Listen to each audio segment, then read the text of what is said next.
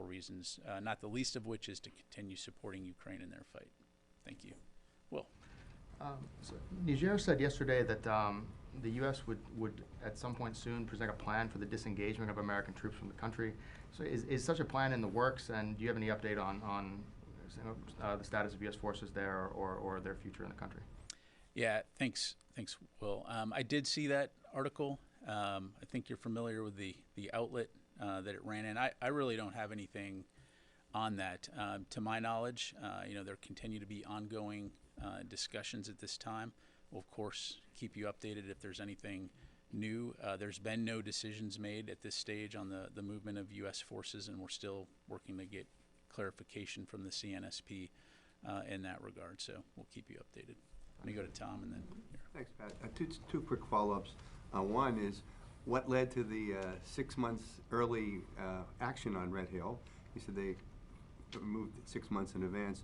And my second question is, has there been any more clarity on who will be the NGOs that the U.S. will be working with once the pier is constructed in Gaza? Who will be taking the aid from? Any more? On Tuesday, Sabrina was unsure. It's an ongoing thing, I realize. Any more clarity on that? Thanks. Yeah, thanks, Tom.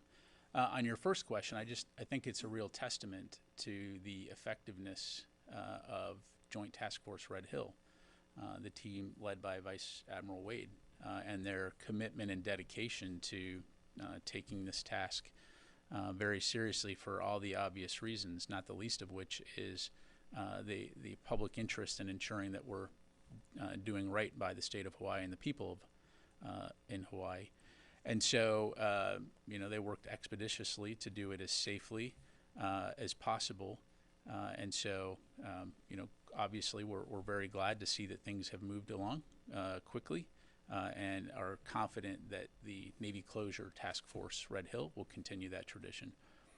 In terms of the NGOs and the efforts to receive and distribute aid, as Sabrina highlighted, that work is still ongoing. USAID has the point when it comes to, and State Department have the point when it comes to working with NGOs in that regard. Certainly the DoD is part of those conversations. I just don't want to get ahead of the process right now, but as I mentioned to Haley, we'll be sure to keep you updated. You did anticipate my question. So USAID is going to be essentially the point agency to deal with that end of the operation? Well, USAID is the point for the United States government when it comes to working with NGOs and humanitarian assistance as it relates to Gaza. So certainly we're working with state and AID on that front. And again, we'll keep you posted. Yes, sir. Yes, Daniel Compatangelo for the Italian television. So there's been, for many years in Europe, there's been ongoing talks about creating a military force to protect Europe itself towards Russia and attacks. Although being part of NATO, Europe appreciate what President Biden been doing all those years to strengthen the alliance. But what would the answer from the Pentagon if Europe would have their own military force to protect themselves? It's some states in Europe brought that up lately. Yeah. Well, I mean, that's certainly a question that Europeans and the European Union would need to respond to. As you know, the United States has been committed to working with European nations to include NATO for a very long time when it comes to European security. I think we all have a vested interest in a secure, stable, peaceful, prosperous Europe, as evidenced by the last 75 years. But when it comes to those kinds of decisions, those kinds of policy decisions, I just don't want to get into hypotheticals at this point. And so I'd refer you to the EU on that. Let me go to the phone here. Jeff Shogel, Task and Purpose. Thank you. So the defueling mission at Joint Task Red Hill is done. Does that mean all the petroleum-based substances are no longer in storage, or that they still have to clean up sludge and other residue in order to make it completely clean? Yeah, thanks, Jeff.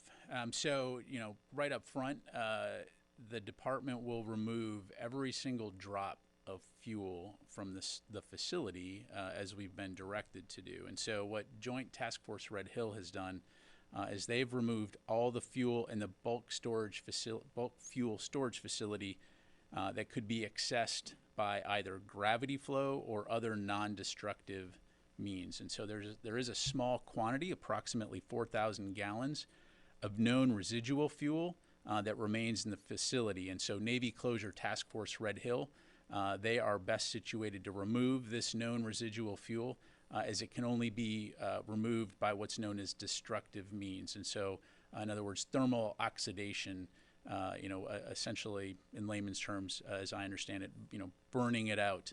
But this is, and this is covered in the Navy's closure plan. They will also, Navy Closure Task Force Red Hill will also remove the pipelines as well as the sludge that is in the bottom of the tanks. And they estimate there's approximately 28,000 gallons of sludge in the bottom of those tanks, and they'll remove any unknown quantities of residual fuel or related products in the facility until the bulk storage fuel facility is closed. Come back in the room here. Yes, sir. Thank you. I have a couple on Ukraine and on ISIS. So with the newly approved budget, there is $300 million for the USAI program for Ukraine. Have you considered using those funds to procure additional items for Ukraine, like much needed artillery rounds, for example?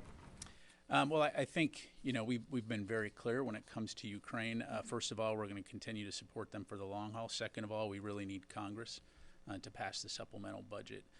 That is the route to ensuring that Ukraine has the support that it needs and the volume of support that it needs to continue the fight. What about those $300 million now? In terms of USAA program, like procure rounds, send them to Ukraine when there's this gap. Yeah, again, I don't have anything further to provide beyond that. So One on ISIS, has the Pentagon adjusted its force posture anywhere in response to emerging threats from ISIS or ISIS-K? And has the Pentagon shared any additional threat intelligence with any countries since the Moscow attack under duty to warn? yeah, in terms of your last question on duty to warn, that's probably better addressed by the Director of National Intelligence or State Department. I don't have anything from a DoD standpoint. Clearly, our policy is duty to warn. So if we have information that we believe needs to be shared to protect the lives of innocent civilians, we'll do that. And you heard the White House talk about the fact that we did share that information with Russia. Why they chose to ignore it, I'd have to refer you to them.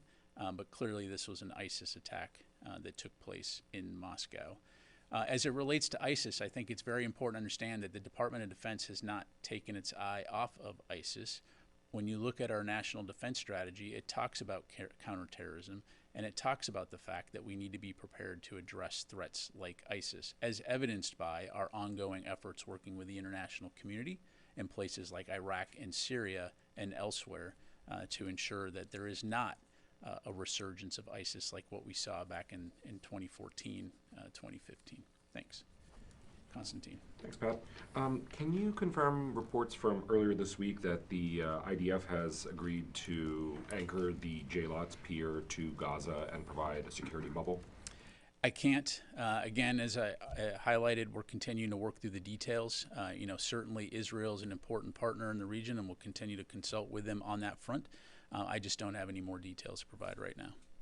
And just to follow up on that, do you get the sense that we'll have those details before the pier is set up? Of course, yeah. I mean, but again, it's a matter of wanting to make sure that we get you factual, finalized information, recognizing there are OPSEC considerations, but also the fact that once those trucks start rolling off the causeway with aid, it's going to be obvious. So we'll make sure that we get you that information. Time for a couple more. Yes, ma'am. Are MREs part of the aid package going for the Gazans?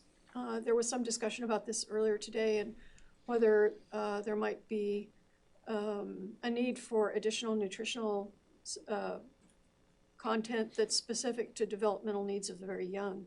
Yeah, so it's a great question. So again, it's important to put the Department of Defense efforts into context as part of a broader U.S. and international effort to get aid into Gaza. And so the Department of Defense is one part of that bigger effort.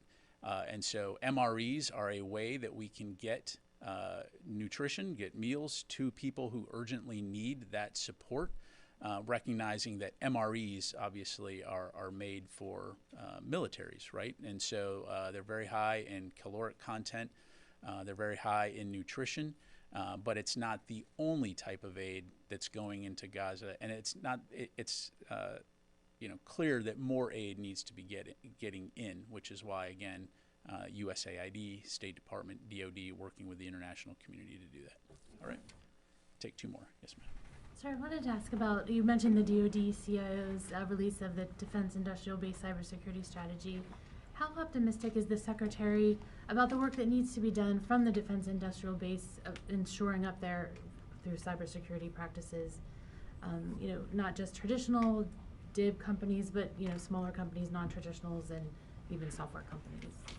Well, I mean, as you highlight, it's not just the big companies. It's also important to take care, think about the subsidiaries, the subcontractors, the smaller companies. And that is a conversation that's always going on, right? Recognizing the fact that you want industry to be free, to be innovative and creative and have open systems where it makes sense. But at the same time, recognizing that within the bounds of privacy and propriety, we also don't want to do something that's going to potentially introduce vulnerabilities. And so those are the kinds of conversations that happen at multiple levels, and certainly something that the Secretary is aware of and something that the Department will take into account. Thank you. Thanks. I'd like to ask about Ospreys. Have there been any reports of trouble since the OSPR Sprite suspension was lifted? And is the investigation still ongoing? So to my knowledge, the Air Force investigation is still ongoing. I'd have to refer you to the services for specifics on the current status of their aircraft. I'm not aware of any issues at this time, but again, I'd have to refer you to the individual services.